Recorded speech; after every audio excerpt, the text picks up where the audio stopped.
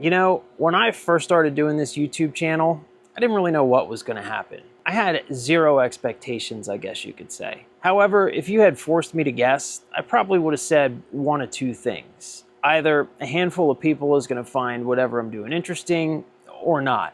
Most likely the second option. What I did not have on my YouTube bingo card, however, was lasers. Now, don't get me wrong, I am definitely not complaining. If there's one thing that I've learned about lasers, it's that they're pretty freaking awesome.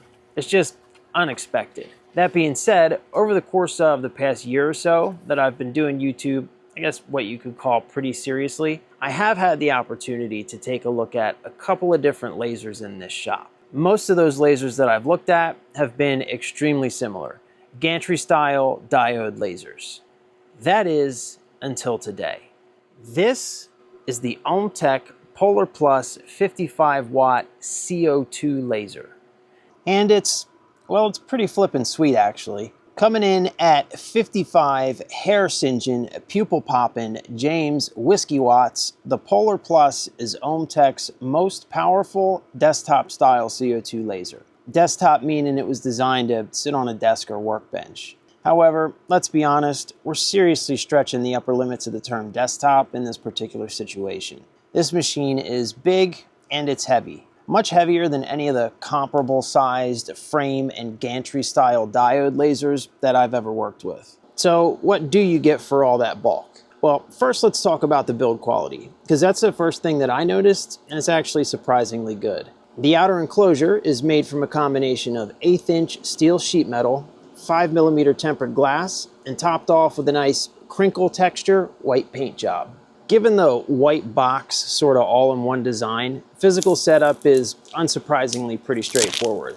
Aside from connecting it to power, there's two safety devices that need to be present in order for it to work. First is what they're calling a safety interlock. This is basically a little jumper key that connects into a port on the back of the machine. And then there's the main power key located on the front. Both of these have to be present for the machine to power up. If the jumper key isn't inserted into its port on the back, the main power key will just do nothing and the machine won't turn on. It also comes bundled with its own exhaust system to get rid of dust and smoke, which is actually by far the best exhaust system that I've ever seen on a machine like this. It consists of a substantially sized inline powered dust fan, 16 feet of exhaust tubing, and it even has its own little remote for control.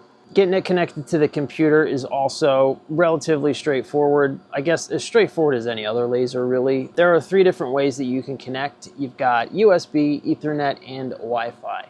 I didn't try the Ethernet or the Wi-Fi, I just connected via USB, but that connection was super easy. I plugged it in, fired up the software, the machine showed right up in the device list, no problems whatsoever, talking back and forth between the machine and the computer. However, if you are familiar with these machines at all, then you will know that camera calibration can be a bit of an exercise in patience and perseverance. That's the same here, no different than any other machine. You're going to be moving that little card around in all kinds of weird and awkward and uncomfortable positions.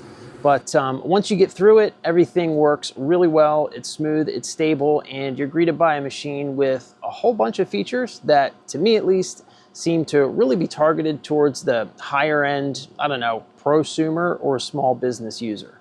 So what then, most handsome and talented internet person, are those features, I hear you asking? Well, first of all, thank you for noticing, that's very kind. And I'll tell you. To start off, I think it's at least worth mentioning the type of laser that this machine is using. Even though I don't know if it technically qualifies as a feature since it's kind of the point of the whole machine, but there are some benefits that come with a CO2 laser that I think are worth mentioning. For one, a CO2 laser can actually engrave on a wider range of materials than a diode laser. For example, you can engrave directly on clear glass and clear acrylic with a CO2 laser, which you just can't really do with a diode, as well as all the other materials that you would expect: wood, plastics, felt, leather, and yes, even metal. You can engrave on metal. You're going to get about the same performance when engraving on metal with a CO2 laser as you would with a diode. So it's definitely not the best technology for engraving on metal, but you can do it, and if you use a marking spray and the right material, you can get some really good results. The biggest benefit of a CO2 laser over a diode laser, though, I think is definitely going to be speed and precision. This laser can engrave at speeds up to 500 millimeters per second, which might not sound like a lot at first. You may be used to seeing speeds up in the thousands when looking at diode lasers, but diode lasers measure their speeds in millimeters per minute, whereas CO2 lasers measure their speeds in millimeters per second. So this laser, measured the same way that you would measure a diode laser, is capable of speeds up to 60,000 millimeters per minute, meaning this thing's blazing fast. And then there's the precision. The way that diode lasers work is as that laser becomes more powerful, essentially what you're doing is stacking additional diodes on top of one another and then using mirrors to refocus those diodes into a single beam at the work surface. The result of this is as that laser becomes more powerful, that beam gets bigger. This is why a lot of the more powerful diode lasers will also ship with an additional smaller, much less powerful head that's used for precision work. This laser, on the other hand, puts out a beam that is somewhere right around 0.02 millimeters, I believe. Don't quote me on that, but it's very small and very precise, and it maintains that precision throughout the entire power range of the laser. So whether you're engraving at 10% power or 100% power, you're still getting that incredibly small and precise beam. Put all that together, and essentially a CO2 laser lets you create incredibly precise etchings at blazing fast speeds in all types of different materials. It also has a touchscreen that lets you control all of the functionality without using a computer. You can do things like file and job management. You can control all the different settings, including the laser power, the speed of the jog setting. You can, of course, jog the laser head to wherever you may need it, as well as a one-touch autofocus, which if you've ever had to focus a laser before, then you'll know that that's actually incredibly convenient. I've already mentioned the camera briefly. It's located right here on the top cover, but as a feature, once you have it set up and dialed in correctly, it actually works really, really well. If you use the camera to place artwork in your software, you can be confident that that artwork is going to go exactly where you put it on the actual workpiece. All right, so the last thing that I'll mention in terms of features is the accessories, because the Polar Plus actually comes with all of what I would consider to be the basic essential necessities that, for whatever reason, aren't always included with other machines. First of all is the exhaust system that I already talked about. I do think that this is becoming more common, at least on the higher end machines, but unfortunately it's still not guaranteed that a machine will come equipped with its own exhaust system. And if you're planning on using these things for, anything more than 5 minutes, an exhaust system is absolutely essential. Second is the honeycomb bed. I know that this might sound obvious. You would think that a laser should just come with a nice work surface. Unfortunately, many of them do not, and you will end up spending another $75 or $100 for the honeycomb work surface after you buy the laser. It's included here. And last but not least, the Polar Plus comes with not one, but 2 rotary axes. I know that it could be argued that a rotary axis is an add-on, but in my opinion, for any machine that's going to be marketed more towards, I guess, the higher end or small business user, a rotary axis is just absolutely an essential accessory. It adds so much functionality to the machine, and it's really nice to see that there are 2 included with this one. All right, so I just spent the entire video telling you everything that's wonderful about this machine. So is there anything that I don't like about it? Well, yeah, there are definitely a couple things that I think could be done better. But before we get to that, I do just kind of want to give my general overall impressions of this machine, because there's really no denying the fact that this is a high-end machine. It's incredibly well made. It's very easy to use, and most importantly, I have noticed, this being my first CO2 laser, that the lines you get from a CO2 laser are just so clean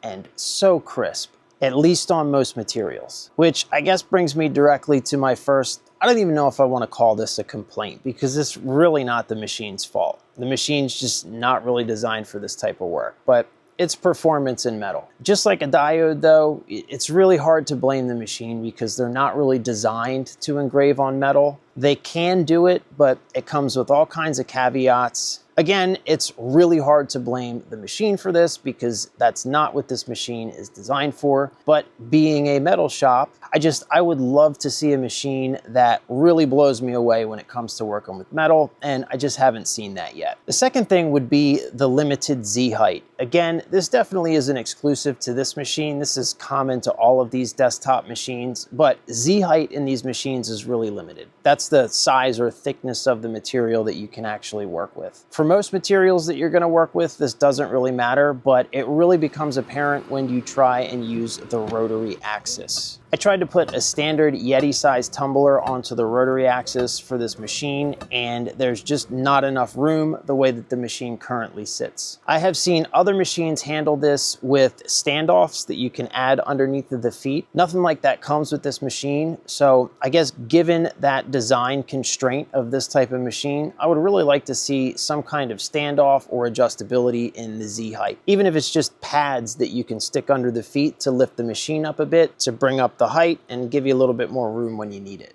Another thing that I noticed, and again, I don't think that this is exclusive to this machine. I think it might just be kind of a CO2 laser thing. They even mention this in the manual that comes with the machine, but this is sort of the power settings of the laser. When you're setting up a job in whatever software you're using, you can change power settings for different layers of artwork that you create. Without getting too much into it, you can set the laser to fire from anywhere between 0 and 100%, depending on what kind of effect you want to get for whatever you're trying to burn. However, I have found that setting this laser at anywhere below 15 or 20%, the laser just won't even bother to fire. I have found the floor on this particular machine to be somewhere around 18%. At 18% or higher, the laser will fire and you'll get some kind of effect, but anything below that and the laser just won't turn on. It'll run the job and make all the movements, but the laser just won't fire. You overcome this, I guess, just by adjusting your speed settings. If you're getting too much of a burn at 20% at